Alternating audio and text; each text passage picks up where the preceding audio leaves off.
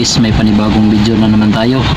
At yung video natin ngayon guys, yung problema sa fuel gauge.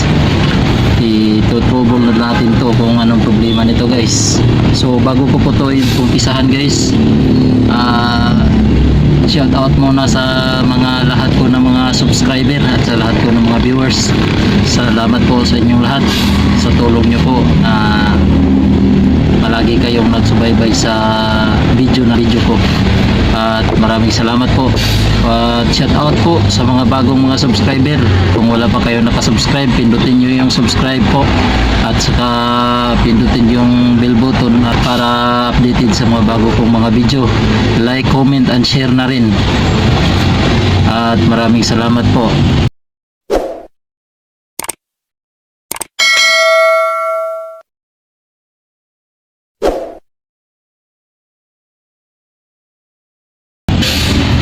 Ito ang gagawin natin ngayon guys.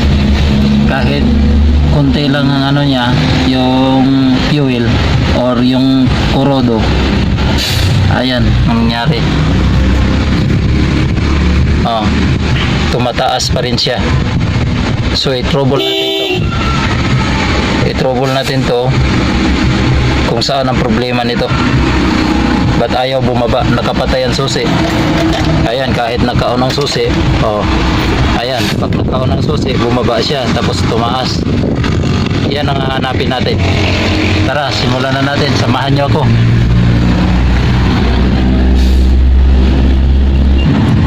Ito ang una natin i-trouble guys. Tingnan natin tong float dito sa ilalim, kung okay pa ba yung float or sira na, or gumana pa ba siya, tataas, bababa pa ba siya. Kaya ito ang i-trouble natin ngayon. Bakit ayaw magbaba doon sa sa gauge kahit nakapatay ang susi. So baklasin natin to, tingnan natin to. Nandito tayo ngayon guys sa may tangke ng diesel. Yan. Yan guys, tanggalin na natin ang bolt screw.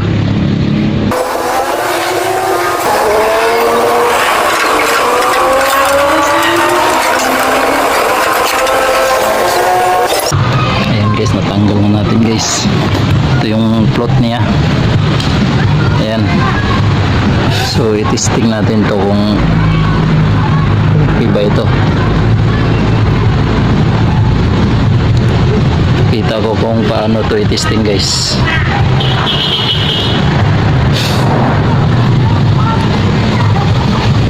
Sundan nyo lang yung video para malaman natin. Ayun guys, mag-testing na tayo guys. I-testing natin to kung sira ba ito o hindi. Dito natin malaman kung ito ba sira o dito sa may panel board ang sira. So kailangan meron kang tester na analog. Ayan. At ito yung dalawang wire, ikabit natin dito sa isang sa itim, dito din sa pula, dito din sa yellow. Ayan, dito sa yellow. Ayan. Tapos dito lang ang galaw-galawin natin guys kung gumana ba yung na to. Float. Ayan, gumana na guys. Ito lang galaw-galawin natin. Pag walang laman ang ang tangke guys. Ayan guys, pag walang laman ang tangke, ganyan ang mangyari, empty. Ayan. Pero kung meron ang laman guys, tataas yan. Ayan o.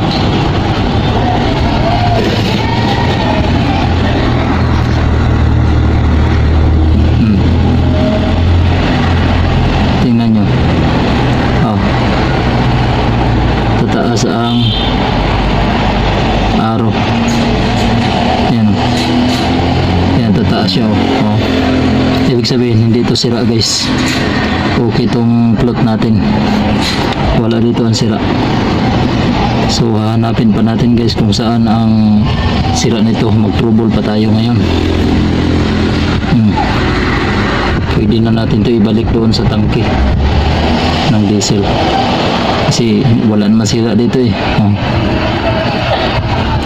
Ganyan lang mag-testing, guys, para malaman natin kung sira ba ito or hindi. So ibalik na natin to, guys.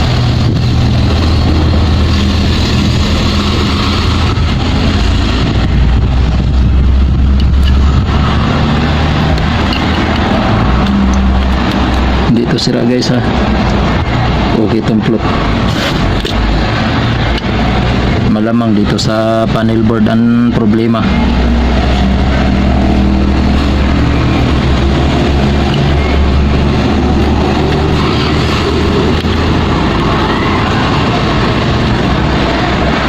So continue lang, guys, pagpanonood, guys, hanggat makuha natin tong problema na to.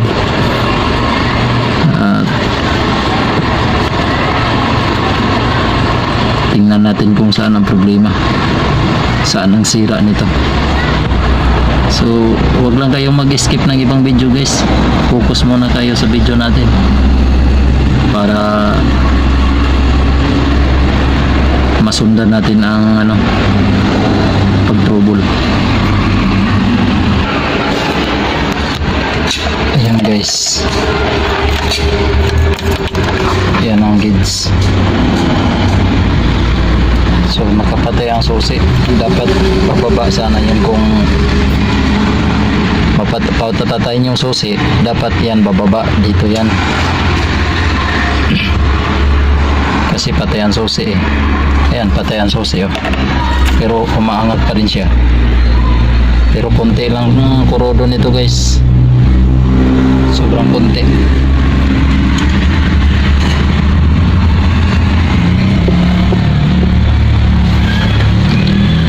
Full tank. Konti lang kurodo pero full tank, guys.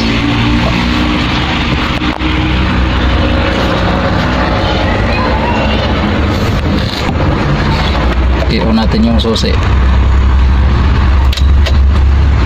Bababa nga siya pag i-on, baliktad. Oh, tapos umangat. Ayan. Oh, pag i-open sana ang susi, off din yan. Ayan, oh, naka-open susi siya, angat pa rin. So yan ang i-trouble natin. Ayun, guys, buksan na natin tong dashboard, guys.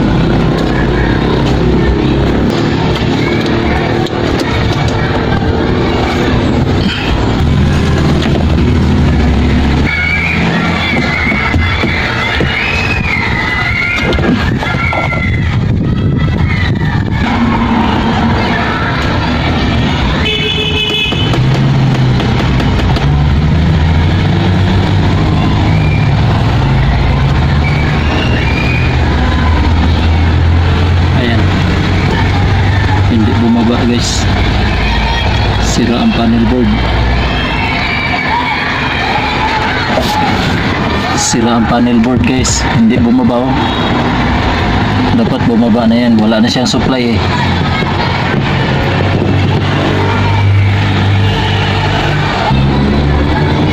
Guys, ito yung wire sa papuntang tangke. Ayan. Kulay yellow na may spline na red.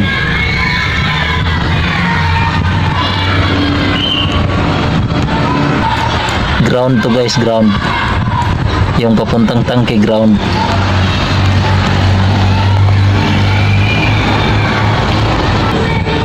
Sa 4HF1 to guys. Ito yung papunta dito sa ano, panel board.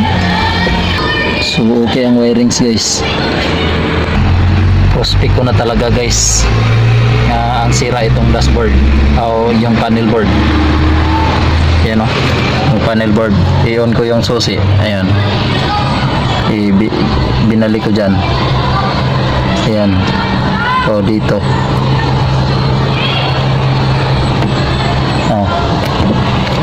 Pag on sa susi, gumana siya. Yun. Umangat. Ang problema, pag patay sa susi, hindi na siya babalik. Ayan o. Ayan. Hindi na siya babalik. Ayan. Patayin ko yung susi. Oh.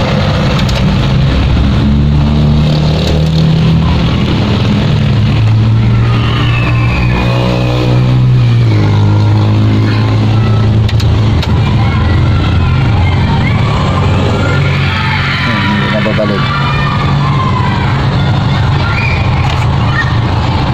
Dapat babalik ito. So ito na talaga ang sira guys. Wala na tayong guys, dito natin malaman nga siya talaga ang sira guys. Ayan o, ihipan natin to isa-isa. Pag ihip ko, babalik yan. Oh, babalik. Yan, itong isa. Ayan o, babalik o. Oh, babalik. Itong isa. Ayan, babalik. So, ibig sabihin, good ang tatlo guys. Itong isa, ihipan ko. Itong sa fuel gauge. Oh, hindi babalik. Ayun, full tank.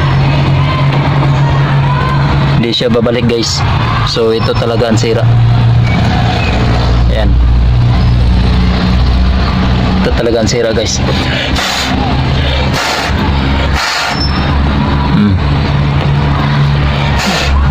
Pero ito, ayan o, babalik ko. Yun ang good. Yun ang sira. So kuha na natin kung anong sira guys. Ang nakita sira, ito lang, panel board. So maghanap tayo ng panel board para mapalitan na natin ito. Palitan natin ng bagong panel board.